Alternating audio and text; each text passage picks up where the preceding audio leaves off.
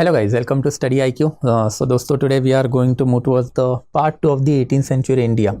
Now part 2 of the 18th century India जो है, this is basically the synopsis of the 18th century India. इसका जो part 1 हम लोगों ने पहले वाले कल वाले लेक्चर में कवर अप कर लिया था. And we have already seen कि what are the political situation of our country during this period of time. Economical situation के ऊपर भी हम लोगों ने एक synopsis ले ही लिया था. And we had seen कि economical situation of India was also basically deteriorating during this period of time, जहाँ पे क्राफ्ट एंड इंडस्ट्री जो है वो by and large textile cotton इसी में कन्फाइन होनी जो है चालू हो गई थी. ट्रेड लिंकेजेस इंडिया के डिसरप्ट हो चुके थे because of the incessant warfare of the political dynasties जो इंडिया में नई क्रिएट हुई थी. एंड देयर आफ्टर हम लोगों ने सोसाइटी में Hindu society as well as Islamic society की पोजिशन देखी थी. And that is somewhere we stop. तो वही सोसाइटी हम लोग को थोड़ी सी आगे लेके जानी है. And we have to see the condition of the woman, condition of the education as well as the condition of the slavery in our country. And ये जो बचे हुए जो 3 टॉपिक जो है इसी को हम लोग आज बेसिकली कवर अप करने वाले. So this is basically the part 2 of the yesterday's remaining lecture. Again आगे जाने से पहले will get the access of the PPT on this Telegram channel. And बहुत सारे बच्चों ने मुझे क्रक्स के लिए भी मैसेज किया हुआ है. वो एक्चुअली यार मेरे लेवल पे ही पेंडिंग है, थोड़ा सा टाइम नहीं मिल पा रहा है. So I am not able to carry out review of it. But 1-2 दिन दे देना. 1-2 दिन में आई बेसिकली पहले जो 5-6 चैप्टर है बिपिन चंद्रा का उसको क्लब करके जो है I put it on the Telegram channel. And कोई अगर पर्सनल डाउट आपको रहता है then obviously you know where to reach out to me. Instagram channel के ऊपर you can drop me any kind of the queries. I'll definitely address it since these are all the recorded lectures. तो let's move. तो हम लोगों ने 18th century की जो condition of society देखी थी उसमें हम लोगों ने देखा था कि जो पोजीशन ऑफ द लोअर जाति लोअर वर्ण है वो भी डिटोरेट हो रहा था. And after upper jati upper वर्ण का होल्ड हिंदू सोसाइटी में आ चुका था. Somewhere down this line this division of the society which were there in the Hindu society यही हम लोग को इस्लामिक सोसाइटी में भी दिखाई दे रहे हैं. एंड इस्लामिक सोसाइटी का भी एक डिटेरियोरेशन हम लोगों को इस पीरियड ऑफ टाइम में दिखाई दिया है. इसके बारे में लेटर ऑन भी हम लोग देखेंगे कि जब हम लोग ये टॉपिक कवर अप करेंगे कि भाई nationalism could not be developed among the Islamic society during that period of time. तो ये वाले एस्पेक्ट में हम लोगों को ये चीज़ देखनी है कि कैसे सिस्टमैटिकली जो मैल प्रैक्टिसेस होती है रिलीजन की वो इस्लामिक रिलीजन में आई. एंड यही मैल प्रैक्टिसेस हिंदू रिलीजन से निकालने का काम सोशो रिलीजियस रिफॉर्मर्स ने किया. Why? Because they were in contact with the Britishers. But on the other hand it was Islamic section जिनका पॉलिटिकल इकोनॉमिकल पावर जो है ब्रिटिशर्स की वजह से चला गया था. And that's why they always remained aloof from the Britishers in 18th-19th century. And that's why they missed out on the crucial bus that is social reform movement. And ये social reform वहाँ पे नहीं आ पाए तो that's why malpractices continue रही. And even in 20 and 21st century you can clearly see कि Islamic religion जो है यही malpractices से अभी भी जो है बेसिकली एक जूझ रहा है, इसको एक रेजिस्टेंस देने की कोशिश जो है कर रहा है. तो that is something for the latter period of time. अभी के लिए we are going to move towards the society. तो जो सोसाइटी के जो बचे हुए डायमेंशन जो है उसको अभी हम लोग थोड़ा सा कवर अप करेंगे. तो सबसे पहले जो है place of women in society. तो ऑब्वियसली पैट्रियार्कल सोसाइटी है. ये पैट्रियार्कल सोसाइटी हम पहले से इलैबोरेटली देख चुके हैं कि कैसे इसका evolution starting from the time period of वैदिक रिलीजन इंडिया में हुआ है. वैदिक रिलीजन ऑनवर्ड ही पैट्रियार्की का एक ह्यूज इन्फ्लुएंस इंडिया में आ चुका था. एंड फिर यही इन्फ्लुएंस हम लोग को बुद्धिज्म में भी दिखाई देता है, जैनिज्म में भी दिखाई देता है. And ultimately Islamic religion itself जो अरेबिया में बना हुआ रिलीजन है वही से वो पैट्रियार्कल ही था. तो पैट्रियार्की जो है सिंस सोसाइटी में थी तो that's a position of the woman हमेशा से सबसर्विएंट रही है. हमेशा से रही है ये बोलने के बजाय हम लोग अगर बोले कि it was systematically carried out. ये systematic annihilation of the women's position कैसे हुआ इसके ऊपर हम लोगों ने एंशिएंट एंड मिडिएवल पीरियड में इलैबोरेट बातें की है. तो that is for that period of time. Purdah system जो है ये भी हम लोगों को अब दोनों रिलीजन में Hindu as well as Islamic religion में दिखाई दी है. Talking of the purdah system then purdah system basically Islamic religion में बुर्का होता है एंड हिंदू रिलीजन में घूंघट होता है. When you have made woman totally subservient and subservient बनाने के बाद वुमन की जो पोजीशन है वो घर में कन्फाइन कर दी गई थी. एंड वुमन जैसे जैसे घर में कन्फाइन होती गई मतलब उनके सोशल राइट, घर के बाहर निकल के घूमने फिरने के, इकोनॉमिकल राइट, घर से बाहर निकल के एक जॉब लेने के, ये वैसे ही आपने निकाल दिए तो आपने वुमन को एक सबसर्विएंट पोजीशन असाइन कर दी. उसको टोटली डिपेंडेंट बना दिया मेल काउंटर पार्ट के. एंड वही मेल काउंटर पार्ट के ऊपर जब टोटल डिपेंडेंस आया तो woman started to be treated as property. And यही प्रॉपर्टी को फिर सेफगार्ड करने के लिए या फिर प्यूरिटी मेंटेन रखने के लिए ये वाला एस्पेक्ट हमको रिलीजन में दिखाई देता है. It is very much misnomer even in Hindu religion जो हमने देखा था कि पर्दा सिस्टम हिंदू रिलीजन में इस्लामिक इन्वेजन के बाद आया. जबकि हम इलैबोरेटली अब एंशंट इंडिया में देख चुके हैं कि पर्दा सिस्टम के एविडेंसेस हम लोग को पोस्ट गुप्ता पीरियड से इंडिया में दिखाई देने चालू हुए थे. ऑब्वियसली इस्लामिक इन्वेजन की वजह से ये जो पर्दा सिस्टम है वो हिंदू रिलीजन में बहुत ही ज़्यादा लेवल पे एक्सेंचुएट हुई होगी, but obviously it was there since ancient period of time and फिर ये मीडियल पीरियड में थोड़ी सी ज़्यादा एक्सेंचुएट होना चालू हो गई। Child marriage it was a very common practice, इसके ऊपर भी अभी हम लोग बहुत ज़्यादा इलेबोरेट में चर्चा जो है एंशिएंट और मीडियल में कर चुके हैं। चाइल्ड मैरिज जो है वो एग्जैक्टली कंसेप्ट क्या है ये भी मैंने आपको बताया था कि child marriage is always associated with the notion of purity. Purity मतलब लड़की जो है बेसिकली वर्जिन ही चाहिए, एंड लड़की अगर वर्जिन चाहिए तो what is the best way to keep that virginity और the purity, then best way is to marry her off before puberty itself. तो प्यूबर्टी आने से पहले बेसिकली लड़की की शादी जो है बेसिकली करवा दो। What is the meaning of puberty, then basically development of the menstrual cycle. Usually 12 years onward जो है लड़कियों में आना चालू होता है, सेक्स ऑर्गन जो है लड़कियों के डेवलप्ड होने चालू होते हैं, तो बेटर है कि उसके पहले ही वो लड़की की शादी जो आप करवा दो। एंड उसके पहले अगर आप लड़की की शादी करवा रहे हो देन ऑब्वियसली फिर उससे एसोसिएटेड जो प्योरिटी है वो मेंटेन रहेगी, बिकॉज सेक्सुअल अर्जेस जो होते हैं वो 12 ईयर्स के बाद में मेंस्ट्रुअल साइकिल के बाद में ही लड़कियों में डेवलप्ड होने चालू होते हैं। ये concept of the child marriage सबसे पहले हमको मनुस्मृति में दिखा है जो पोस्ट मौर्यन पीरियड में दिखाई गई थी, एंड पोस्ट मौर्यन पीरियड के बाद ही ये मनुस्मृति वाला जो कंसेप्ट है, चाइल्ड मैरिज वाला कंसेप्ट है, ये हिंदू रिलीजन में धीरे धीरे बढ़ने लग गया। अब इसके ऊपर भी हम लोगों ने बातें की है। And by the time period of the 18th century it was quite common, मतलब ये कोई नई चीज़ जो है बेसिकली सोसाइटी में थी नहीं, एंड दैट्स वाई फिर वुमेन की जो पोजीशन है वो डिटेरियोरेशन करने में ये चाइल्ड मैरिज का एक बहुत ही बड़ा हाथ है। बचपन में बेसिकली वो लड़की के सेल्फ डिपेंडेंस के लिए या फिर सेल्फ ग्रोथ के लिए आपने उसको मौका ही नहीं दिया है। हमने देखा है कि लड़कियों का एक सिस्टमैटिक डिनायल ऑफ एजुकेशन बचपन से ही किया जाता था, एंड अब चाइल्ड मैरिज के थ्रू अल्टीमेटली वो लड़की का जो इंडिपेंडेंट एग्जिस्टेंस है वही चला गया। अल्टीमेटली वो लड़की जो है basically started to become the property of the male counterpart, and obviously उसका पूरा डिपेंडेंस अगर आपने उसके पति के ऊपर करके रखा देन ऑब्वियसली उसके social, economical and political right annihilate होंगे, एंड इन दैट कैपेसिटी अगर उसका पति मर जाता है and obviously that woman is a burden on the family, and that's why फिर वो वुमन जो है उसको पति के साथ आप सती के ऊपर चढ़ा दो। That will be the better way to get rid of that particular woman.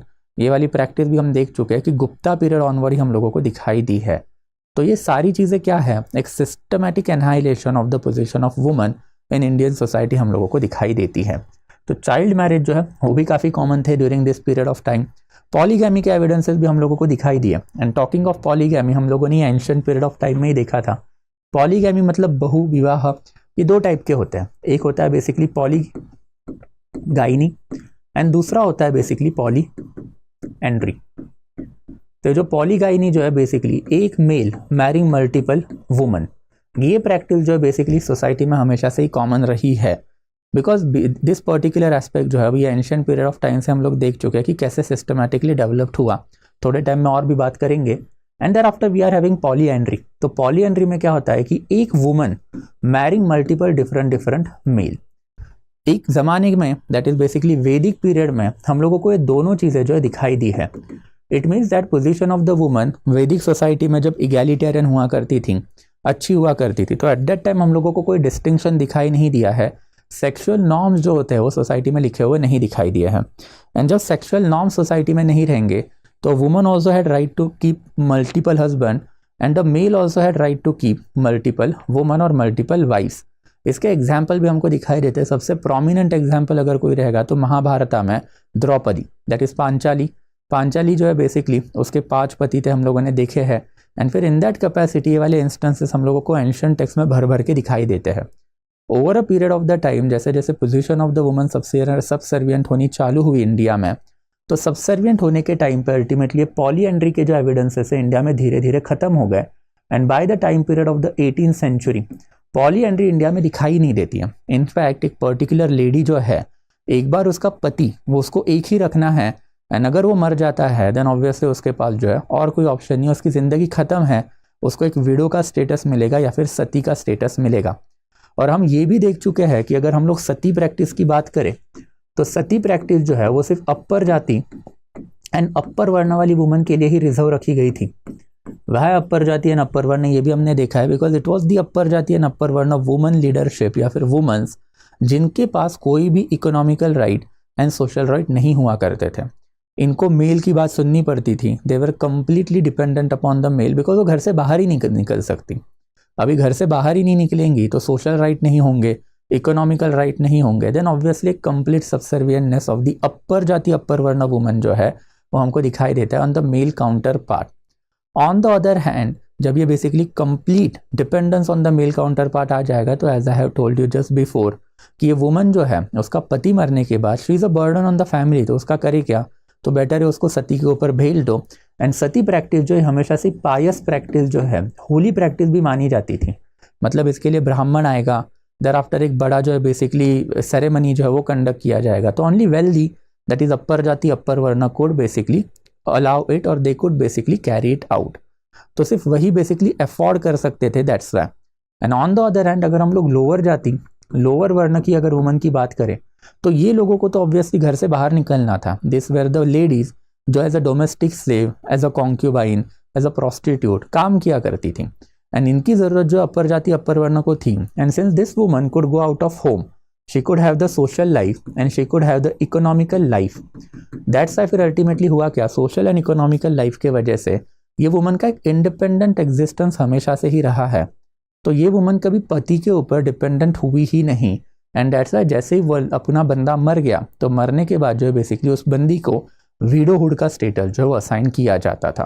And that's Y ये डाइकोटॉमी जो आपको दिखाई देगी सर कि सर सती जाते हैं तो ये वीडो कहाँ से आ गई, तो sati practice since it was confined only to the upper jati upper varna, that's why जो लोअर जाति लोअर वर्ण जिसको सती डिनाई किया गया था उनकी वुमन को ये वीडो का स्टेटस जो है दिखाया बेसिकली दिया जाता था। एंड ये वीडियोज़ के बारे में भी हम देख चुके हैं कि एक ज़माने में अगर आप बात करोगे दैट इज़ वैदिक लिटरेचर की या फिर वैदिक पीरियड की, देन वैदिक पीरियड में certain form of the widow remarriages were allowed. जैसा हम लोगों को एक प्रैक्टिस तो पता ही है कि दैट इज़ नियोग। नियोग वाली प्रैक्टिस जो है बेसिकली वैदिक पीरियड ऑनवर्ड ही हम लोगों को इंडिया में दिखाई दी है। व्हाट इज़ नियोग, तो अगर मैं मर जाता हूँ फॉर एग्जाम्पल तो मेरी जो बीबी है she has a right to get remarried to my younger brother, तो मेरा छोटा भाई जो है बेसिकली उसके साथ मेरी बीबी जो है शादी कर सकती है। It is a matter of right of that particular woman. And ये मैटर ऑफ राइट बहुत ही ज़्यादा असर्टन होता था या फिर एस्टैब्लिश होता था अगर मैंने कोई भी बच्चा नहीं छोड़ा है पीछे। अगर बच्चा छोड़ा है तो मेरे छोटे भाई को राइट रहेगा कि ही कुड डिनाई कि भाई शादी नहीं करूँगा। तो इन दैट कैपेसिटी ये नियोग वाला प्रैक्टिस है, इसको इंग्लिश में लेविरेट बोला जाता है। ये वाली प्रैक्टिस हम लोग को वैदिक पीरियड में ही दिखाई दी है। मतलब वैदिक पीरियड में वीडियो रिमैरेजेस होते थे। ये सिस्टमैटिकली हमने देखा भी था एंशिएंट पीरियड ऑफ टाइम में कि Manusmriti was responsible to basically call this particular practice as pashu dharma, कि नियोग जो है बेसिकली अपर जाति अपर वर्ण तो नहीं, तो बेसिकली इवन लोअर जाति लोअर वर्ण भी नहीं करेंगे, इट इज़ पशु धर्म। पशु धर्म का मतलब क्या है, तो नॉन आर्यनिकल प्रैक्टिस है ये। तो नॉन आर्यनिकल प्रैक्टिस है तो इसके वजह से हम इसको परफॉर्म नहीं करेंगे। एंड फ्रॉम मनुस्मृति ऑनवर्ड ये जो मैल प्रैक्टिस जो है दैट इज़ वीडो रीमैरेज को बैन करने की और वीडो को कलंक समझने वाली हम लोग को दिखाई दी है। एंड ये जो बेसिकली प्रैक्टिस जो है वीडो रीमैरेज ये अभी भी वैसी ही थी कि सोसाइटी में वीडो रीमैरेज जो है बेसिकली एक्सेप्टेबल नहीं थे।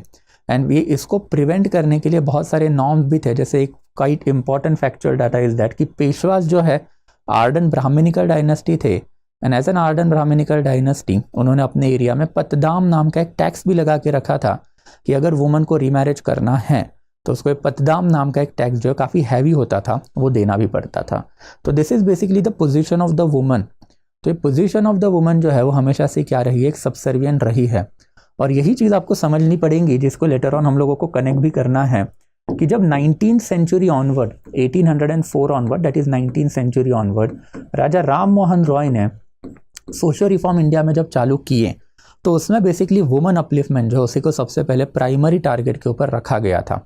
वुमन अपलिफ्टमेंट एंड आफ्टर फिर लोअर जाति लोअर वर्ण section that is depress classes और दलित जिनको बोला जाता है that is the next important targeted area of the social reform. Because you can not have a religion जहाँ पे मेजॉरिटी ऑफ द लोग जो है उनको अपने systematically economical political and social right है वो डिनाई करके रखे हैं एंड यू आर क्लेमिंग कि योर रिलीजन इज फॉरवर्ड या फिर your religion can take your country forward. तो आपके रिलीजन को आगे जाना है, आपके कंट्री को आगे जाना है तो मेजॉरिटी ऑफ द रिलीजन जो है उसको सुधारना पड़ेगा। एंड अगर इसको सुधारना है तो सबसे इंपॉर्टेंट वल्नरेबल सेक्शन जो है लोअर जाति लोअर वर्ण जिनकी कंडीशन अब हम कल वाले लेक्चर में देख चुके हैं एंड आफ्टर वुमन, इन्हीं का अपलिफ्टमेंट करवाना पड़ेगा। एंड दैट्स वाई फिर sati abolition, widow remarriage, thereafter फिर single marriage, abolition of the child marriage, ये ऐसे जो मेजर जो है ये सोशल रिफॉर्मर बार बार लेते थे। ऑब्वियसली जब सोशल रिफॉर्म में जाएंगे तो इसके ऊपर इलेबोरेटली लेटर ऑन बातें तो करेंगे ही, बट ये सारी चीज़ें जो है आपको इंडिया में थोड़ी सी याद रखनी पड़ेगी। एंड सर्टन फैक्चुअल डाटा के लिए आपको याद भी रखना है कि अगर हम लोग सती सिस्टम की बात करें तो सती सिस्टम को सबसे पहले इंडिया में अगर किसी ने अबॉलिश किया होगा तो इट वॉज पोर्तुगीज। ये हम लोगों ने पहले लेक्चर में ही देखा था, arrival of the European, Portuguese से हमने चालू किया था। एंड 1515 के अराउंड ही पोर्तुगीज ने इंडिया में बेसिकली उनकी जितनी भी कॉलोनियल सेटलमेंट थी वहाँ पे सती बैन किया था। देयर आफ्टर एक और फैक्चुअल डाटा आपको याद रखना है कि समवेयर अराउंड 1560 से लेके 65 में इट वॉज एम्परर अकबर जिसने सती प्रथा जो उसको बैन करने की कोशिश की, बट अल्टीमेटली इसी टाइम पीरियड में अकबर ने अपनी राजपूताना पॉलिसी चलाई थी। एंड राजपूताना पॉलिसी के वजह से ultimately at the request of the Rajputana ruler जो उसने सती के ऊपर बैन लगाए हुए थे लोकल लेवल पे उसको लिफ्ट कर दिया, बट उसने फिर इलेबोरेट मेजर भी कर दिया कि किसी भी बंदी को अगर सती में जाना है तो उसका एक रिटन परमिशन चाहिए। And if the woman is not able to write then at least verbal permission चाहिए। एंड ये वर्बल परमिशन जो लोकल लेवल पे एक हवलदार या फिर कोतवाल रहेगा उसी को मिलना चाहिए। एंड आफ्टर उसी के प्रेजेंस में ये सारी सेरेमनी जो परफॉर्म होनी चाहिए। मतलब अगर फोर्सिबल सती रहेगी तो फिर इसको आपको प्रिवेंट करना है। और ये हम मीडिएवल इंडिया में भी देख चुके हैं कि सती के एविडेंसेस हम लोगों को जहाँ जहाँ पे मिले वहाँ पे हम लोग को ये चीज़ पता चली है कि it is a forcible one. Usually opium मतलब भांग जो है वो लड़की को दी जाती थी before basically she is thrown on the funeral pyre. And that's why फिर अकबर के मेजर भी काफ़ी इंपॉर्टेंट है। And thereafter later on even Shivaji Maharaj, and Shivaji Maharaj के बाद जो है सवाई राजे जय सिंह जो जयपुर के रूलर थे उन्होंने भी सती को रोकने के लिए इलेबोरेट मेजर जो लेके रखे थे। Unfortunately none of them could succeed. Finally यही सती के सिस्टम इंडिया में अबॉलिश करने का क्रेडिट जो है वो किसको जाता है तो ब्रिटिशर्स को जाता है। 1829 में सती अबॉलिशन एक्ट आया था, उससे ये वाली प्रैक्टिस जो अल्टीमेटली बैन हुई। तो सोशल रिफॉर्म में बाद में जो है धीरे धीरे बढ़ेंगे तब देखेंगे। But condition of the woman overall you can say was bad, not because it was a child marriage, not because there was a sati, not because there was ban on the widow remarriage. आपने एक systematic annihilation उसका किया था उसी की वजह से। And what do you mean by systematic annihilation? सबसे पहले आपने मेजॉरिटी ऑफ द वुमन जो है उनको घर से बाहर निकलने के लिए मना कर दिया था। दैट इज सोशल राइट उनके निकाल लिए। जहाँ पे आपने उनके सोशल राइट निकाल लिए वहाँ पे आपने उनको एजुकेशन डिनाई किया। सोशल राइट एंड एजुकेशन जब वुमन को नहीं होगा तो उसको एम्प्लॉयमेंट की अपॉर्चुनिटीज़ नहीं मिलेगी। एंड एम्प्लॉयमेंट की अपॉर्चुनिटीज़ अगर उसको नहीं मिली देन ऑब्वियसली फिर उसका जो कंप्लीट डिपेंडेंस जो उसके पति के ऊपर आने ही वाला है। एंड जब तक पति है फिर तब तक वो पोजीशन ऑफ द वुमन जो है हायर रहेगी, अच्छी रहेगी। पति मरने के बाद तो आपको पता ही है विडोज़ का इंडिया में आज भी क्या ही कंडीशन होता है। तो सोचिए 200-300 साल पहले तो क्या ही चीज़ रही होगी। तो this is something that you need to understand कि it is about the rights of that particular section और the right of the woman जो उनसे सिस्टमैटिकली निकाल लिए गए थे स्टार्टिंग फ्रॉम मनुस्मृति ऑनवर्ड, जिसकी वजह से उनकी पोजीशन जो है सोसाइटी में एकदम ही सबसर्विएंट हो चुकी थी। एंड अब यही पोजीशन 19th सेंचुरी ऑनवर्ड जो है क्या करने वाली थी, रिवाइव होने वाली थी। And that's why woman education, that's why widow remarriage, that's why child infanticide के ऊपर ban, and that's why even sati abolition, and after that's why ultimately we can say that कि opening up of the government school colleges as well as job to the woman. ये सारी चीज़ें आपको 19th century में दिखाई देगी, जिसके ऊपर जब सोशल रिफॉर्म में जाएंगे तब बात करेंगे। देयर आफ्टर फिर इंडिया का एक और बहुत ही जहरीला problem you can say that is slavery. Talking of slavery, then slavery के सबसे पहले इंस्टेंस जो हम लोगों को वैदिक लिटरेचर में ही दिखाई देते हैं। तो इट वॉज ऋग्वेदा जिसने बेसिकली हम लोगों को दो टर्म दिए हैं, एक बेसिकली दासा एंड देयर आफ्टर एक दस्यु। दासा एंड दस्यु में हम लोगों को एक चीज़ इलेबोरेटली पता चली हुई है कि जो दासाल जो है बेसिकली कौन है, ये अर्ली ब्रांच ऑफ आर्यंस है जो इंडिया में आए हुए हैं। तो जो लेटर ब्रांच ऑफ आर्यन है 1500 BC ऑनवर्ड, उन्होंने जब ऋग्वेदा लिखा तो उन्होंने वही बोला कि ये दस्यु को पकड़ो एंड दासा को पकड़ो और दासा को जो अपना स्लेव बनाओ। दैट्स वाई इंडिया में स्लेव को दास भी बोला जाता है। एंड अल्टीमेटली यही ऋग्वेदा में हम लोग को दूसरा जो टर्म मिला है दैट इज दस्यु। दस्यु जो है बेसिकली देसी लोग हैं, ये इंडिजिनस लोग हैं। एंड फिर ये दस्यु के लिए अल्टीमेटली दस्यु हत्या जो है ये वाला वर्ड ऋग्वेदा में ही लिखा हुआ है, मतलब इंडिजिनियस लोगों की आप हत्या करो। एंड इसी के ऊपर फिर अल्टीमेटली बैटल ऑफ दसराजना भी हुआ था। एंड बैटल ऑफ दसराजना के बाद ultimately Bharat tribe and thereafter फिर भरत मतलब basically Sudas tribe and thereafter फिर कुरु ट्राइब, इन्होंने हाथ मिला लिए एंड एक नया बेसिकली कुरु ट्राइब है ये बना लिया। तो Bharat tribe and Puru tribe इन्होंने हाथ मिला के कुरु ट्राइब बना लिया, एंड यही कुरु के जो अल्टीमेटली जो इंटर क्लैन वॉरफेयर है कौरव पांडव, ये काफ़ी फेमस भी है, but that is something for ancient now. तो स्लेवरी जो है हमेशा से याद रखना इंडिया में एज ओल्ड फिनोमिनॉन है। Since the time period of the Rigveda हमें स्लेवरी मिली है।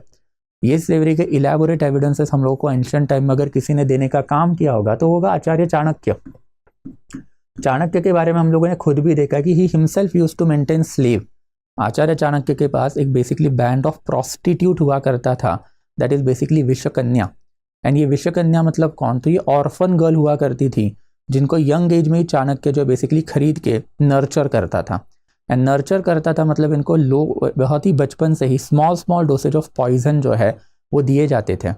स्मॉल डोसेज ऑफ पॉइजन जब उनको दिए जाएंगे देन देने के बाद ultimately by the time period of she is coming of age, that is 15-16 साल की होने तक she is totally immune girl to the poison. And अगर आपको किसी बंदे को मारना है तो Acharya Chanakya used to send this girl to that particular person जिसके लिप्स के ऊपर जो है बेसिकली जो पॉइजन जो है लगाया जाता था एंड देयरआफ्टर भेजा जाता था। तो विश्वकन्या of Acharya Chanakya are quite famous, but band of prostitute Acharya Chanakya ने मेंटेन रखे थे, तो उसी में हम लोग को स्लेवरी दिखाई देती है। एंड अपार्ट फ्रॉम दैट अर्थशास्त्र जो आचार्य चाणक्य ने ही लिखा हुआ था, इसमें हम लोगों को 9 लॉज ऑन स्लेव जो है बेसिकली दिखाई देते हैं। ये स्लेवरी के लॉ लिखने के पीछे भी आचार्य चाणक्य का एक मकसद था, जो स्टोरी हमने देखी थी कि चंद्रगुप्त मौर्य जो है ही was a Shudra person, and obviously Brahmanical system के अंदर आप एक शूद्र बंदे को राजा का स्टेटस नहीं दे पाओगे। एंड दैट्स ये 9 लॉज ऑफ स्लेवरी में हमको एक इंपॉर्टेंट लॉ दिखाई देता है कि अगर मास्टर अपने दासी से मतलब अपने जो बेसिकली कॉन्क्यूबाइन जो उसने मेंटेन रखी है उसके साथ अगर बेसिकली इसने सेक्स किया एंड करने के बाद अगर इसको बच्चा हो जाता है then basically that concubine is free and after जो बच्चा जो है he will have all the right of the masters. ये चीज़ चंद्रगुप्त मौर्य से अगर आप एट्रीब्यूट करोगे तो चंद्रगुप्त मौर्य जो है उसके बारे में एक स्टोरी हमको मिलती है कि Chandragupta Maurya is born of the Mura. Mura जो है बेसिकली एक कॉन्क्यूबाइन थी of the Dhanananda, and that's why Dhanananda से डायरेक्टली लीनिएज जो है इसका ट्रेस किया गया चंद्रगुप्त मौर्य का, एंड उसको शूद्र से उठा के क्षत्रिय में लाया गया and after he was coronated. तो 9 laws of the slavery of Acharya Chanakya ये भी काफ़ी फेमस है अर्थशास्त्र में। इसमें से बहुत सारे लॉज हम लोगों ने एंशिएंट टाइम में जब आर एस शर्मा किया था तब बात भी की थी। एंड आफ्टर इवन अगर हम लोग मीडिएवल इंडिया की बात करें तो मीडिएवल इंडिया में भी हम लोगों को इलेबोरेट इन्फॉर्मेशन मिलती है। जैसे फॉर एग्जाम्पल अगर हम लोग अलाउद्दीन खिलजी की बात करें तो अलाउद्दीन खिलजी के जो मार्केट रिफॉर्म थे उसमें 3 मार्केट हमको दिखाई दिए है।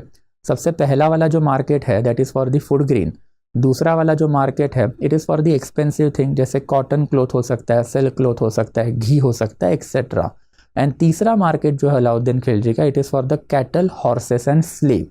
एंड स्लेव में अल्टीमेटली हमको दिखाई दिया है कि अलाउद्दीन खिलजी के टाइम पे स्लेव मार्केट में 3 अलग अलग टाइप के स्लेव जो है बेचा जाते थे। सबसे पहले टाइप का जो स्लेव होता था सबसे expensive, children, girl as well as boys, because इनको आप बेसिकली ट्रेन कर सकते हो for whatever task that you have to. Thereafter दूसरे काइंड ऑफ द स्लेव जो हमको दिखाई दी है that is basically beautiful woman मतलब कॉन्क्यूबाइन।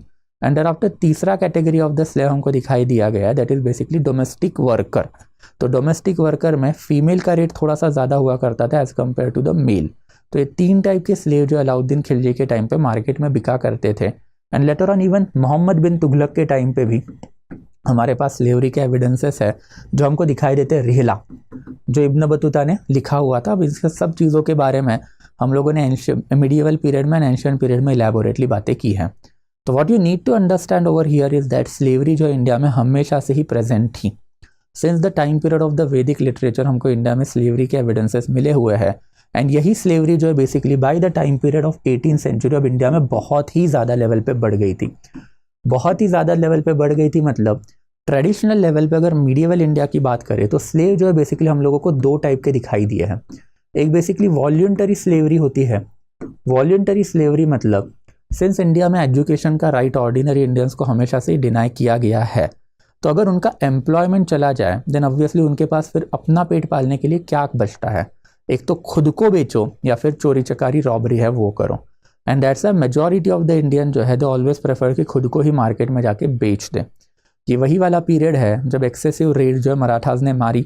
ये वही वाला पीरियड है जब ब्रिटिशर्स का कॉन्क्वेस्ट इंडिया में चालू हुआ तो इंडिया के जो इंडिजीनियस रूलर है उनकी आर्मी ब्रिटिशर्स ने डिसबैंड करवाई कि उनको छोड़ दो करके।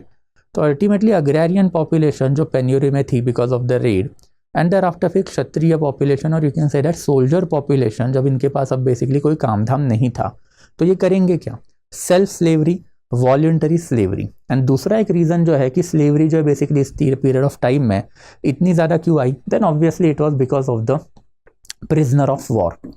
तो प्रिजनर ऑफ वॉर के बारे में भी हमने बताया है, मैंने आपको पहले भी एक्सप्लेन किया था कि जब जब आप रेड मारते हो तो रेड मारने के बाद आप घर लूटोगे, देयर आफ्टर टेम्पल लूटोगे, कैपिटल सिटी लूटोगे, and thereafter next important aspect जो वुमेन एंड चिल्ड्रन, इनको बेसिकली लूटोगे बिकॉज वुमेन एंड चिल्ड्रन को अल्टीमेटली आप स्लेव मार्केट में जो है बेच सकते हो। And that's why you can say कि बेसिकली इकोनॉमिक डिस्ट्रेस हो, फेमाइन हो, natural calamity, extreme poverty, and thereafter extreme poverty के बाद अल्टीमेटली ये जो दो इंपॉर्टेंट रीज़न जो हम लोगों ने बोले थे, ये सारी चीज़ों का क्यूमुलेशन था कि एक बूमिंग स्लेव मार्केट जो है इंडिया में मौजूद था। एंड ये स्लेव जो इंडिया के बेसिकली नॉट ओनली इंडिया में बट ऑल्सो यूरोपियन मार्केट में भी ले जाके जो है बेचे जाते थे। ये जो पर्टिकुलर स्लेव जो है इसमें वही 3 कैटेगरीज आपको दिखाई देगी कि सबसे पहले डोमेस्टिक वर्कर के लिए रखे जाएंगे कॉन्क्यूबाइन, कॉन्क्यूबाइन मतलब प्लेजर गर्ल और prostitute you can say, and thereafter फिर मर्सिनरीज। ये तीनों टाइप के स्लेव्स हम लोग को दिखाई दिए हैं। एंड स्टेटस ऑफ स्लेव जो है एज आई टोल्ड यू, जो एंशियंट टाइम पे आचार्य चाणक्य जो है इन्होंने जो लॉज दिए थे वही लॉज अभी भी चल रहे हैं कि अगर basically status of the slave की बात करें तो अगर फिजिकल रिलेशन स्लेव के साथ रखते हो तो जो बेटा होगा दैट बेटा is a free citizen and he can claim all the right of the master. तो ये वाला जो एस्पेक्ट जो आचार्य चाणक्य के टाइम का ही था जो अभी थोड़े टाइम पहले मैंने आपको एक्सप्लेन किया था। तो स्टेटस ऑफ द स्लेव जो है इंडिया में एज पर हिंदू नेशनलिस्ट हमेशा से ही अच्छा रहा है, बट ये एक्चुअल में कभी भी अच्छा नहीं था। It is just fortunate for us कि ये जब स्लेवरी वाला इशू 19 एंड 20th सेंचुरी में वर्ल्ड के लिए इंपॉर्टेंट बना तब तक ब्रिटिशर्स ने स्लेवरी इंडिया में से ख़त्म कर दी थी। वरना आप आज भी देखोगे तो डोमेस्टिक सर्वेंट अगर आपके घर में रहेगा तो उसका ट्रीटमेंट कैसे किया जाता है, वाया योर मॉम डैड और even via you know about all that stuff. तो ये बेसिकली सिर्फ कहने सुनने की बातें होती है कि स्टेटस ऑफ स्लेव हमारे पास अच्छा था वहाँ से, बट ऐसी कोई चीज़ होती नहीं, हमारे पास भी उतना ही बुरा था। यूरोपियन ट्रैवलर्स के भर भर के उसके ऊपर एविडेंसेस भी है, बट स्टिल थोड़ा सा आजकल नेशनलिस्ट वर्जन ऑफ हिस्टोरियन चलता है, तो थोड़ा सा ऐसा वाला लाइन जो है फ्लैटरी वाले कि हमने गलत किया बट हमारी गलती जो उनसे कम थी, वैसे वाले स्टेटमेंट आपको लगाने आने चाहिए। देयर आफ्टर फिर इसका regulation and prohibition, as I told you, ये सारा का सारा जो रेगुलेशन एंड प्रोहिबिशन है इट इज़ द गिविंग और it is the legacy of the Britishers in our country. As early as 1770s itself, जब basically British East India Company ने बंगाल का एडमिनिस्ट्रेशन हाथ में लिया था, तो 1774 में ईस्ट इंडिया कंपनी ने, लंदन वाली ईस्ट इंडिया कंपनी, लंदन का होम एडमिनिस्ट्रेशन, उन्होंने एक बेसिकली रेगुलेशन पास किया था कि विदाउट रिटर्न डीड कोई भी स्लेव ट्रेड जो है कंपनी के टेरिटरी में नहीं होगी एंड नए स्लेव जो है कंपनी के टेरिटरी में नहीं बनेंगे। तो मतलब स्लेवरी जो है उसका एक इफेक्टिव एंड जो है हम लोग को एज अर्ली एज 1774 में ही दिखा हुआ है। And British East India Company had virtually undertaken administration of Bengal. Regulating act 1773, ये तो आपको पता ही है। वाया दिस एक्ट बंगाल का एडमिनिस्ट्रेशन है वो वॉरेन हेस्टिंग के अंडर आ चुका था and by this period of the time ही had become governor general of Bengal. And यही वाले टाइम पीरियड में ईस्ट इंडिया कंपनी ने जो डेमोक्रेटिक वेव पूरे यूरोप में चल रही थी, कभी अगर वर्ल्ड हिस्ट्री में पढ़ाऊंगा तो उसमें glorious revolution and democratic politics of Britain की भी बात करेंगे, बट अभी के लिए बस इतना ही याद रखना कि by this period of time 1770s तक ब्रिटेन जो है डेमोक्रेटिक बनते जा रहा था। एंड ब्रिटेन में स्लेवरी एबॉलिशन जो है उसका अर्लीस्ट वे हम लोगों को यही पीरियड में दिखाई दिया है। And since company was a mercantile corporation, mercantile trader जो हमेशा लिबरल होते हैं, they readily assume this particular responsibility, और उन्होंने स्लेव एबॉलिशन जो है करना धीरे धीरे चालू कर दिया कि अगर कंपनी की टेरिटरी होगी तो विदाउट रिटर्न डेड, मतलब ईस्ट इंडिया के परमिशन के बगैर कोई भी स्लेव ट्रेड कंपनी के टेरिटरी में नहीं होगी। एंड सेकेंड इंपॉर्टेंट एस्पेक्ट है कि नए स्लेव जो है कंपनी के टेरिटरी में नहीं बनाए जाएंगे, जो ऑलरेडी एग्जिस्टिंग स्लेव है उन्हीं का ट्रेड जो कंपनी क्या करेगी, अलाउड करेगी। एंड यही वाला जो स्लेवरी रेगुलेशन उसमें एक एडिशन अल्टीमेटली 1811 में कंपनी ने किया कि कंपनी के टेरिटरी में बाहर से भी कोई स्लेव जो है एंटर नहीं होना चाहिए। सो अगर आप कोई बाहरी टेरिटरी से कंपनी के टेरिटरी में जा रहे हो तो आप स्लेव जो है कैरी नहीं कर सकते, because slavery is effectively forbidden under companies territory. Finally 1833 में ब्रिटेन पार्लियामेंट ने स्लेवरी एबॉलिशन एक्ट जो है वो पास ऑन किया, जहाँ पे ब्रिटेन एंड ब्रिटिश गवर्नमेंट की जो टेरिटरी है वहाँ पे स्लेवरी जो एबॉलिश रहेगी। फिर भी उन्होंने एक लीवे दिया था कि ब्रिटिश कंपनीज जिन्होंने मल्टीपल ओवरसीज टेरिटरी कैप्चर करके रखी है, वहाँ पे स्लेवरी एबॉलिशन कब और कैसे करनी है वो इंडिपेंडेंट प्राइवेट कंपनीज है वही देखेगी। And in that capacity it took almost 10 years for the East India Company to come out regulation on the slavery in our country, that is by the Indian slavery act 1843। ये Indian slavery act 1843 जो है basically ये government of India ने पास किया हुआ act है। And via this particular act India में basically we can clearly see कि कोई भी तरीके की स्लेवरी जो है वो नहीं चलेगी। तो इफेक्टिव वे में अगर हम लोग बात करें तो इसी के बाद स्लेवरी इंडिया में अबॉलिश होनी चालू हुई थी। And that's why it took them almost 10 years to end this particular practice in our country, that is slavery वाली practice. And by this period of the time अगर आपको पता रहेगा तो कंपनी के पास पंजाब छोड़ के इंडिया की मेजॉरिटी ऑफ द टेरिटरी आ चुकी थी। एंड जब उनके पास इंडिया की मेजॉरिटी ऑफ द टेरिटरी आ चुकी है देन ऑब्वियसली इस particular period of time onward later on यही वाला एक्ट जो है इवन पंजाब के लिए भी एक्सटेंड किया गया व्हेन इट वाज कैप्चर्ड। तो पंजाब के ऊपर भी इंप्लीमेंट करने के बाद बाय एंड लार्ज स्लेवरी जो है as a effective issue in India it died out. And यही वाला पीरियड अगर आपको याद रहेगा कि 1861 अमेरिकन सिविल वॉर हुआ था। Abraham Lincoln was president from 1861 से लेके 1865, जब स्लेवरी वाला इशू इंटरनेशनल पीरियड में जो हाईलाइट हुआ।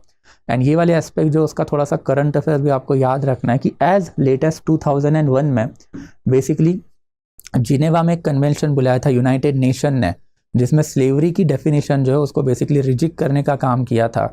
तो उसमें डिप्रेस क्लासेस दलित सेक्शन के इंडिया के जो लीडर है वो जाके बैठे थे और उन्होंने क्लेम भी किया था विथ एम्पिरिकल एविडेंसेस कि भाई हम लोगों को बेसिकली स्लेवरी के लॉ में या फिर स्लेवरी के जो बेसिकली डेफिनेशन है उसमें डालो। We have been treated as a slave, मतलब depress class Dalit have been treated as a slave for more than 2000 years in this country. But ultimately फिर वाजपेयी गवर्नमेंट की पर्सनल रिपोर्ट जो है उस ज़माने में जब यूएस प्रेसिडेंट है जॉर्ज बुश उनसे अच्छी थी, इसकी वजह से चीज़ें जो है वो आती आती रुक गई। बट ये सारी चीज़ें आपको बस थोड़ी सी समझनी पड़ेंगी बिकॉज इनके लिंकेजेस हम लोगों को आगे बढ़ाने हैं कि इंडिया में basically moderate leadership, social reformers leadership जो है ब्रिटिशर्स के प्रो क्यों थी। जब तक आप ये अंडरलाइन करंट इंडिया की सोसाइटी का नहीं समझोगे तब तक आपको इंडिया का नेशनलिज्म ही समझ में नहीं आएगा कि वो कैसे डेवलप्ड हुआ। Why Brahmin Kshatriya are so hated in our country and why depress classes are enjoying so much privileges in our country and why Islamic section has always been aloof from the nationalism in our country। तो this is something for you कि slavery से related चीज़ें जो India में उस time पे क्या हुई एंड कैसे चल रही थी। एंड आफ्टर फिर एजुकेशन डेवलपमेंट जो during this particular period of time था ये भी काफ़ी सिग्निफिकेंट है ना। एजुकेशन जो उसमें बस बेसिकली थोड़ी थोड़ी चीज़ें जो है वही आपको याद रखनी है। तो that is something that we are going to do कि अगर एजुकेशन की हम लोग बात करें देन ऑब्वियसली इस टाइम पे दो इंपॉर्टेंट कम्युनिटीज़ इंडिया में थी, एक हिंदू कम्युनिटी थी एंड आफ्टर एक इस्लामिक कम्युनिटी जो है बेसिकली इंडिया में थी। So will start with the Hindu community कि हिंदू कम्युनिटी जो है बेसिकली उनमें एक एलिमेंट्री स्कूल ऑफ एजुकेशन हम लोगों को दिखाई देता है एंड आफ्टर बेसिकली एक हायर स्कूल ऑफ एजुकेशन जो हम लोगों को दिखाई देता है। ट्रेडिशनल पीरियड पे ही हिंदू एजुकेशन सिस्टम जो है वो काफ़ी सिग्निफिकेंट रही है। हाउएवर ये एजुकेशन सिस्टम में वही वाला प्रॉब्लम है जो हिंदू रिलीजन में हर जगह पे आपको दिखाई देगा and that problem is basically वर्ण बेस्ड प्रॉब्लम। ऐसा नहीं है कि इंडिया में एजुकेशन कभी था ही नहीं, इंडिया में एजुकेशन हज़ारों सालों से है। अनफॉर्चुनेटली एजुकेशन का जो एक्सेस है वो किसको है, सिर्फ और सिर्फ ब्राह्मण लोगों को ही है। ब्राह्मणास के अलावा जो है बेसिकली एजुकेशन का एक्सेस इंडिया में हार्डली कोई सेक्शन को जो है दिया गया है। तो अब इसके ऊपर थोड़ी सी बात करेंगे in the sense that India में एलिमेंट्री एजुकेशन स्कूल जो है बेसिकली कहाँ पे दिया जाता है। एक तो मठ में दिया जाएगा या फिर बेसिकली आश्रम जो है उसमें दिया जाएगा या फिर basically there is an institution called as a pathshala, इसमें दिया जाएगा। तो ये जो है बेसिकली इंडिया के ट्रेडिशनल लेवल पे एलिमेंट्री एजुकेशनल इंस्टीट्यूशन रहे हैं। एलिमेंट्री एजुकेशन में क्या सिखाया जाए आपको दो चीज़ें जो इंपॉर्टेंट होती है, एक होता है बेसिकली अरिथमेटिक एंड दूसरा जो है बेसिकली आपको लैंग्वेज जो है बेसिकली वो सिखाई जाती है। तो अरिथमेटिक एंड लैंग्वेज जो है ये आपको यहाँ पे सिखाया जाएगा। And higher educational institution India में जो है हमेशा से आपको बड़े बड़े जो है बेसिकली यूनिवर्सिटीज़ जो है दिखाई देंगी, बट मोस्ट प्रोबेबली ये वाला जो रोल जो है वो टेम्पल्स ही प्ले किया करते थे। जैसे बेसिकली काशी बनारस यूनिवर्सिटी काफ़ी फेमस था, उज्जैन जो है बेसिकली काफ़ी फेमस था। वैसे ही हम लोग बात कर सकते हैं कि तंजावुर अगर आप साउथ में जाओगे तो वो काफ़ी फेमस है एंड आफ्टर एक और है दैट इज़ बेसिकली कांची। इन सब के अलावा जो है बेसिकली हम लोगों को एक और एजुकेशनल इंस्टीट्यूशन दिखाई देता है एंशिएंट टाइम में, तक्षशिला। हाउएवर यहाँ पे भी हम लोगों को एक चीज़ याद रखनी पड़ेगी कि तक्षशिला जो है it itself was a temple town during the ancient period of time. इसके अलावा आपने विक्रमशिला, नालंदा सुना होगा, बट वो हिंदू एजुकेशनल इंस्टीट्यूशन में नहीं आते, वो बुद्धिस्ट एजुकेशनल इंस्टीट्यूशन में जाते हैं। Buddhist educational institution by this period of time Buddhist religion ही इंडिया से एनहाइलेट हो चुका था, तो उसके बारे में अब नहीं पढ़ेंगे, वो मीडिएवल और एंशिएंट में हम पढ़ चुके हैं। नाउ यहाँ पे जो प्रॉब्लम था, एज आई टोल्ड यू, वर्ण बेस्ड एजुकेशन था। वो कैसे था वो देखेंगे। सबसे पहले जो है, अगर हम लोग वैदिक लिटरेचर की बात करें तो वेदास में हम लोगों को एक कंसेप्ट दिखाई देता है, दैट इज द्विज। द्विज का मतलब होता है बेसिकली ट्वाइस बॉर्न। एंड ये ट्वाइस बॉर्न वाला जो कंसेप्ट है उसका मतलब क्या है कि one is your physical birth, जो मम्मा के कोख से बाहर आने के बाद आपका होता है हैप्पी बर्थडे वाला बर्थडे, तो that is the physical birth. And दूसरा जो होता है basically that is spiritual birth. Spiritual birth मतलब basically you are eligible to take Vedic या फिर रिलीजियस बेस्ड एजुकेशन। एंड फिर ये जो स्पिरिचुअल बर्थ मतलब रिलीजियस बेस्ड एजुकेशन जब आपको दिया जाएगा तो दिस इज बेसिकली द्विज और ट्वाइस बॉर्न। ये द्विज को सिग्निफाई करने के लिए हिंदू रिलीजन में एक सेरेमनी होती है, आई एम क्वाइट श्योर कि आप भी ये सेरेमनी से जा चुके होंगे। It is basically called as a Upanayana ceremony. Upanayana ceremony का मतलब क्या होता है, तो it is basically sacred thread ceremony. ये सैक्रेड थ्रेड सेरेमनी मतलब जो आपको जनेऊ पहनाया जाता है। अगर आपने देखा होगा कि janeu signifies that you have a higher status. What does it signify कि हायर स्टेटस है, मतलब आपने जैसे ही वो बेसिकली धागा पहना, जनेऊ पहना, then you are eligible to take education. Unless and until you are wearing janeu, आपको यहाँ पे जो एडमिशन दिया ही नहीं जाता था। एंड फिर ये द्विज वाला जो स्टेटस है ट्रेडिशनली लेवल पे इंडिया में किसके पास है, तो सिर्फ और सिर्फ ब्राह्मण, क्षत्रिय एंड thereafter वैश्य। शूद्र एंड शूद्र के नीचे आने वाले जो नॉन आर्यन है मतलब अनटचेबल जो है, उनको द्विज वाला स्टेटस नहीं था। एंड दैट्स इंडिया में आपको दिखाई देगा कि जो बेसिकली लोकल या फिर एलिमेंट्री लेवल का एजुकेशन है since time period of the Vedic literature itself is dominated by Brahmin. Because मठ हो, आश्रम हो या फिर पाठशाला, ये सारा ब्राह्मणिकल एजुकेशनल इंस्टीट्यूशन है। वहाँ पे आप एजुकेशन लेने के लिए तभी जा सकते हो जब आपने सैक्रेड थ्रेड पहना हुआ है। बट सैक्रेड थ्रेड जो है शूद्र जो at any given time majority of the population रहते हैं उनको डिनाई किया गया था। इसके एविडेंसेस भी हमारे पास है कि take an example of the Karna. Karna जो है बेसिकली एक सूतपुत्र था, and in that capacity was a Shudra varna वाला पर्सन। पहले वो गया किसके पास, तो गुरु द्रोणाचार्य के पास। तो गुरु द्रोणाचार्य ने बोला कि भाई हमने तो भीष्म प्रतिज्ञा लेके रखी है कि मैं तो सिर्फ और सिर्फ ब्राह्मण और क्षत्रिय को ही एजुकेशन दूंगा, you do not have right to education, so I can not give you the education. फिर कर्ण जो बेसिकली भगवान परशुराम के पास गए, एंड भगवान परशुराम के पास जाने के बाद जो उन्होंने विद्या जो है वो गलत तरीके से सीखी। मतलब ही was a Shudra, so he does not have the right to education, but still he claim की इज अ ब्राह्मण। एंड ब्राह्मण बोलने का झूठ बोल के विद्या जब ग्रहण की तो उनके पास बेसिकली शाप दे दिया भगवान परशुराम ने कि टाइम आएगा तो ये विद्या जो आप भूल जाओगे। तो ये तो कर्ण की कंडीशन थी। कर्ण तो शूद्र था, आर्यनिकल फोल्ड वाला बंदा था। वही हम लोगों को एक और बंदा दिखाई दिया है, that is basically Eklavya. Eklavya तो ट्राइबल बंदा था, मतलब आर्यनिकल फोल्ड के बाहर था, most probably indigenous tribal person था। एंड वो जब गया एजुकेशन लेने द्रोणाचार्य के पास तो द्रोणाचार्य ने वही बोला कि आपको एजुकेशन का राइट नहीं है, हम नहीं देंगे।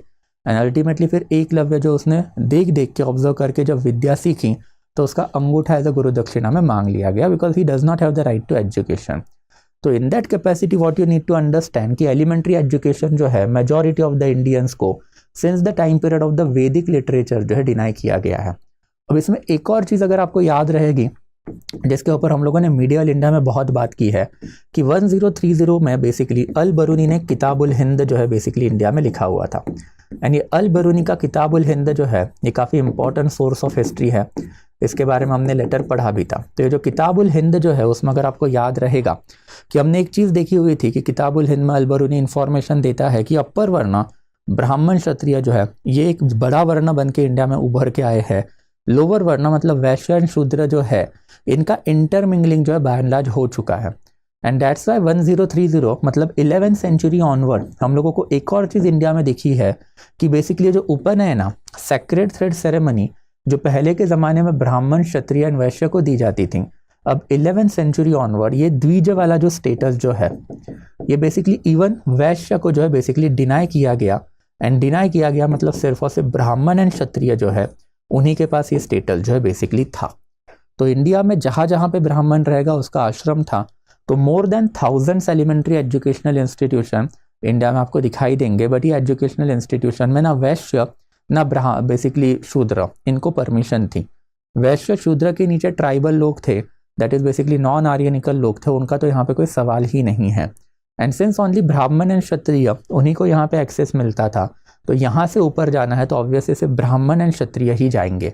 एंड फिर ये हायर एजुकेशनल इंस्टीट्यूशन जो है, इसको by the time period of the 18th century हम लोगों को कुछ वर्ड भी मिले हैं, that is tol and after फिर चतुष्पाठी। तो चतुष्पाठी एंड आफ्टर तोल जैसे जो इंस्टीट्यूशन है उसके हम लोगों को हायर एजुकेशनल इंस्टीट्यूशन में एविडेंसेस दिखाई दिए हैं।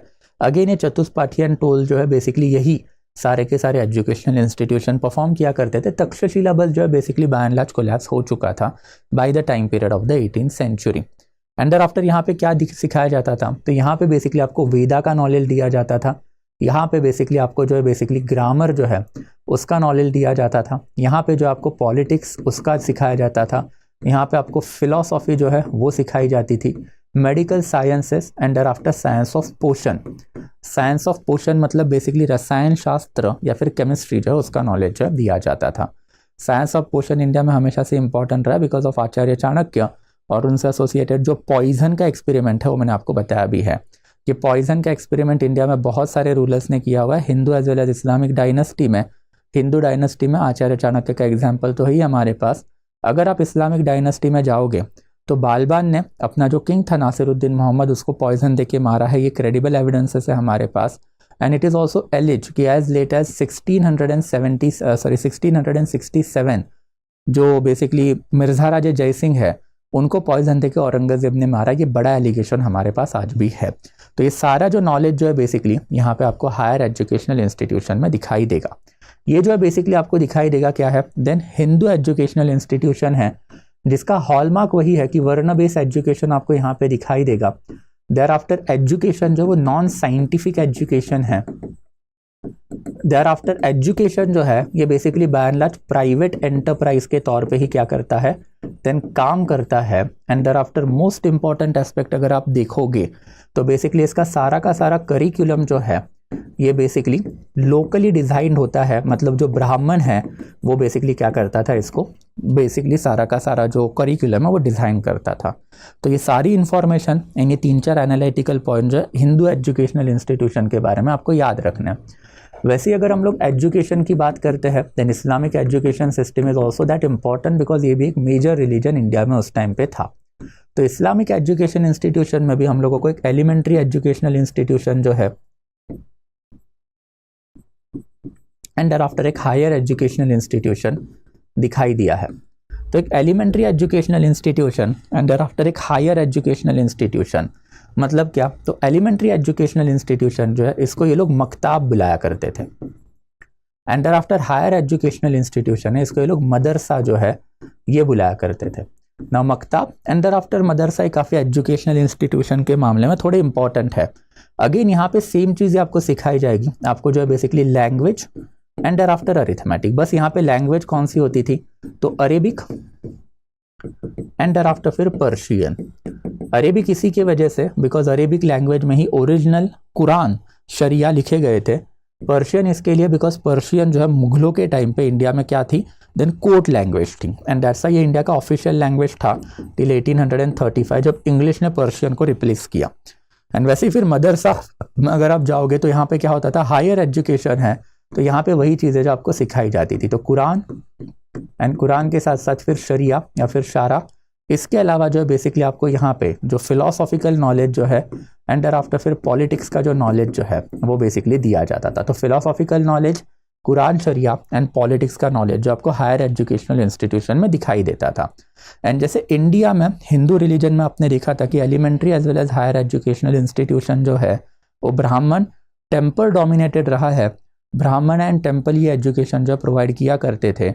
तो वैसे ही यहाँ पे भी सेम एस्पेक्ट आपको दिखाई देगा कि मॉस्क जो है बेसिकली यही एजुकेशनल इंस्टीट्यूशन तौर पे उभर के आया।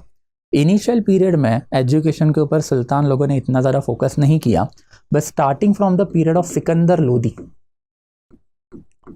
हम लोगों को ये डेवलपमेंट जो है इस्लामिक एजुकेशनल इंस्टीट्यूशन में दिखाई दिया है।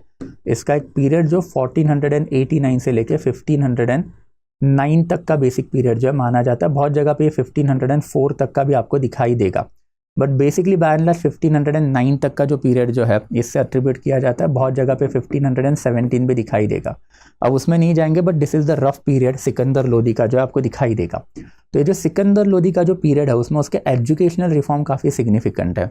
ना सिकंदर लोदी के टाइम पीरियड तक इंडिया में मॉस्क जो है वो बहुत जगह पे फैले थे। Mosque is nothing but their prayer hall, जहाँ पे ये लोग जो है नमाज पढ़ते हैं।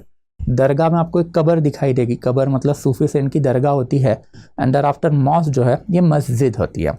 तो मॉस्क इंडिया में प्रेजेंट है, एंड हर एक मॉस्क में बेसिकली हम लोगों को दिखाई देता है एक मौलवी। तो मौलवी जो है basically he is the interpreter of the Quran and Sharia. तो he can interpret Quran as well as Sharia because he is an Islamic scholar. तो इसने डिसाइड किया कि हर एक मॉस्क में ये जो मौलवी जो है इसको हम लोग फिक्स सैलरी देंगे।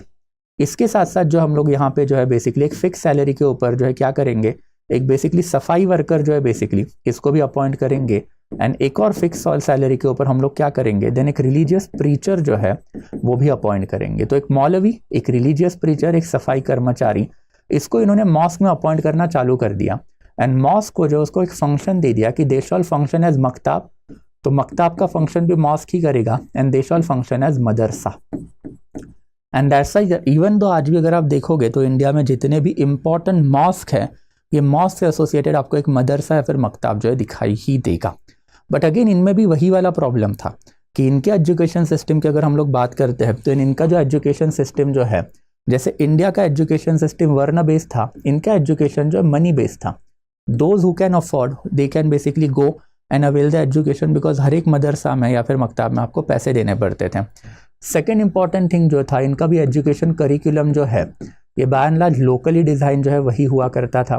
तीसरा इंपॉर्टेंट एस्पेक्ट था, इनमें भी एजुकेशन जो है वो प्राइवेट एंटरप्राइजेस के तौर पे ही काम करता था। दैट इज बेसिकली स्टेट का रोल जो है ये इसमें बहुत ही क्या है, कम ही होता था। एंड देयर आफ्टर इनमें भी हम लोगों को दिखाई देगा कि नॉन साइंटिफिक एजुकेशन जो है वही ज़्यादा हम लोग को दिखाई देता है। दैट इज धर्म जो है वही बेसिकली उसका एक हैवी प्रेजेंस जो है दिखाई देता है। तो पॉइंट बाय एंड लार्ज आपके पास चार सेम ही है, एंड यही पॉइंट जो है बेसिकली आपको Islamic education system and Hindu education system के ऊपर लगाने जो है बेसिकली आने चाहिए। And that is something that we need to understand when we talk about basically education institution. तो वही है हायर एजुकेशन इंस्टीट्यूशन चतुष्पाठी टोल, जैसे काशी जैसे इंपॉर्टेंट जो बेसिकली इंडिया के higher educational institution temple associated ही होते थे। एन एलिमेंट्री एजुकेशनल इंस्टीट्यूशन जो मठ या फिर मदरसा, मठ या फिर बेसिकली आश्रम पे चलता था, उसी को बेसिकली पाठशाला का नाम जो है बेसिकली मिलना चालू हुआ। एंड वही बेसिकली आपको इस्लामिक एजुकेशन में भी दिखाई देगा कि हायर एजुकेशन इंस्टीट्यूशन जो है ये बेसिकली मदरसा था। इनके सेंटर जो है ऑब्वियसली जो बड़े बड़े जो मॉस्क है वहाँ पे आपको दिखाई देंगे। कुछ इंपॉर्टेंट है बेसिकली अजीमाबाद पटना में, एंड देयर आफ्टर फिर अरेबिक लैंग्वेज भी यहाँ पे सिखाई जाती थी। And thereafter elementary school जो है बेसिकली मकताब के तौर पे जो है काम किया करते थे। And that sums up the educational institution as well as today's lecture. तो ये जो बेसिकली कंडीशन है, ये condition of the 18th century India is quite significant. ये condition of the 18th century में आपको दिखाई देगा कि India was a very vulnerable country. India में more than 7 to 8 major kingdom बन चुके हैं। मुगल्स बैठे हुए थे, मुगल्स के साथ साथ रोहिलखंड, बुंदेलखंड, अवध, बंगाल, मराठा, मैसूर, त्रावणकोर, हैदराबाद का निज़ाम एंड सिख, ऐसे टोटल 8 to 10 इंपॉर्टेंट किंगडम जब इंडिया में उभर रहे हैं। तो पॉलिटिकली वाइज अगर हम लोग देखें तो it was what spectre of the fragmented polity. इतने मल्टीपल किंगडम आ रहे थे, और ये तो सिर्फ बड़े हैं, ये सारे किंगडम अल्टीमेटली खत्म हुए, नेस्तनाबूत हुए। इनके अलावा 600 किंगडम और बचे हैं टिल 1947, आपको पता भी रहेगा कि जिसमें से 562 इंडिया में आए, 39 पाकिस्तान में गए। यस, ये भी याद रखो कि सारे ही प्रिंसिपल स्टेट्स इंडिया में नहीं आए, 39 पाकिस्तान में गए, 562 हमारे पास आए हैं। रफली 600 इंडिपेंडेंट किंगडम तो इसके अलावा थे। तो you can clearly see political wise जो है इंडिया के जितने टुकड़े पड़े इस पीरियड ऑफ टाइम में is called as a spectre of the fragmented polity, जिसके ऊपर यूपीएससी ने सवाल पूछा है, जिसके ऊपर धीरे धीरे आगे हमको देखना भी है। अगर इकोनॉमिकल कंडीशन ऑफ इंडिया देखें तो एंगस मैडिसन के हिसाब से 1700 की अगर बात करते हैं हम लोग, तो almost 27% of the world GDP जो इंडिया कंट्रोल कर रहा था। बट लेटर ऑन हम लोग ये एनालिसिस कैरी आउट करेंगे कि bye the time period of the 1900 ultimately सारी की सारी इकोनॉमी जो वर्चुअली कोलैप्स हो चुकी थी। And as per Angus Maddison himself कि ब्रिटिशर्स का इसमें रोल रहा है, जो हमने कल भी देखा था, बट ये चीज़ें चालू जो वो इंडियंस ने करवाई, ब्रिटिशर्स ने बस इसमें final nail in the coffin लगाने का काम किया हुआ है।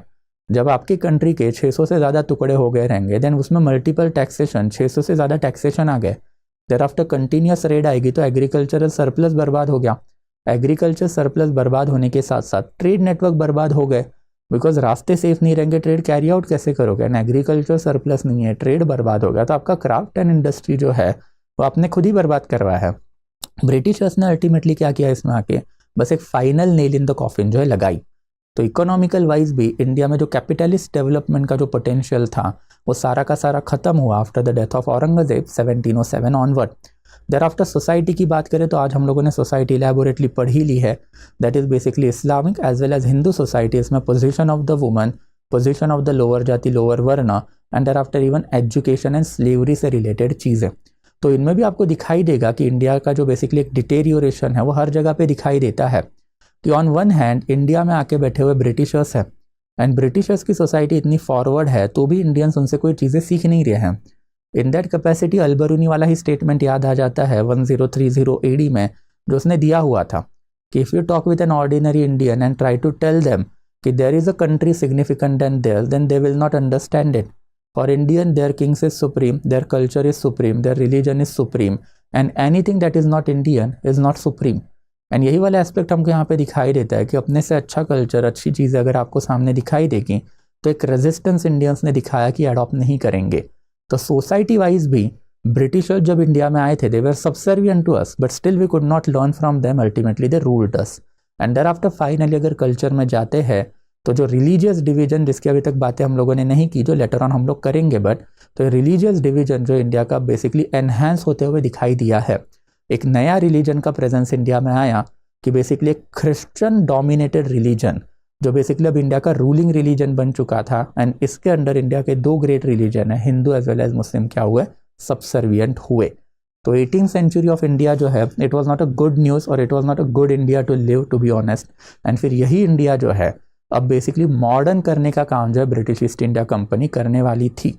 एंड वही चीज़ जो हम लोगों को कल से देखनी भी है कि कैसे ये कंट्री जिसमें अब इतने सारे बिसेटेड प्रॉब्लम थे, अब यही प्रॉब्लम जो है सिस्टमैटिकली ब्रिटिश अराइवल के साथ जो है एक एक निकलने चालू हो गए। तो ब्रिटिशर्स का पहले पॉलिटिकल कॉन्क्वेस्ट देखेंगे, देर आफ्टर ब्रिटिशर्स के economical and social reform, that is social religious reform हम लोगों को देखने हैं, एंड देर आफ्टर ब्रिटिशर्स का कल्चरल इंटरवेंशन, वो भी हम लोगों को कवर अप करना है। That will take further 20 lectures रफली, एक 20 घंटे उसमें हम लोगों को लगेंगे, but that is something from tomorrow. But again जाने से पहले the new batch that we had launch on 17th of July, अब उसका लास्ट ओरिएंटेशन मोस्ट प्रॉब्ली कल ही खत्म हो जाएगा, एंड वो होने के बाद जो है I am going to move on to the modern India. तो मॉडर्न इंडिया से ही हम लोगों का जो नया बैच जो है वो चालू हो रहा है, and we are going to close the admission on 31st of July। तो हार्डली 2-3 दिन ही अभी बचे हुए हैं, so if you have not taken the admission till now, then this is a very right time for you.